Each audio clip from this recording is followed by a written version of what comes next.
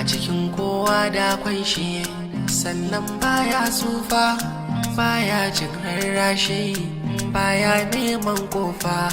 Zai shiga baka tare shi, dan ba shi da wata siffa. Idanu ba su ganin shi, balle kai mai ihsani.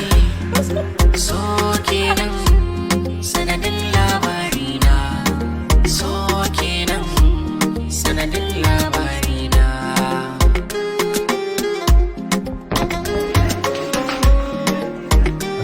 Yes. Daddy, Sumayya ta samu lafiya.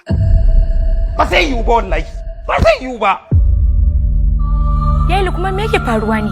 A ce yanzu Sumayya ta dawo. A ce sai a gari nake ji duk mutanen gari sai sun ji. Kafin ni na ji.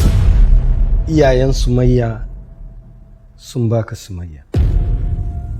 Yanzu abin da ya rage sai dai a yi shirin ɗaura aure. Yes!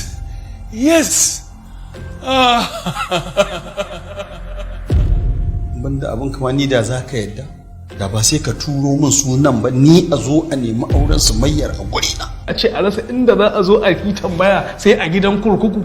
To me a ciki?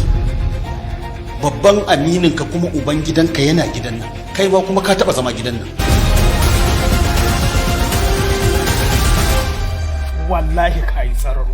Matsawar kana son Sumayya da aure, ya zama wajibi sai ka durƙusa a gabana ka yi ma aure biyayya. No! I can't do that. Allah ka raba mu da neman alfarma a wajen ƙananan mutane. Sorry shugaba. Never! Ba za yiwu ba! Wallahi al'azimu duk duniya duk wanda zai wulakanta Sumayya ko ya aibanta ta na rantse da Allah kowa ya zarrabu da shi. Ni a wajena da Sumayya ta amsa sunanka a matsayin uba, gwara a kira ta da shegiya.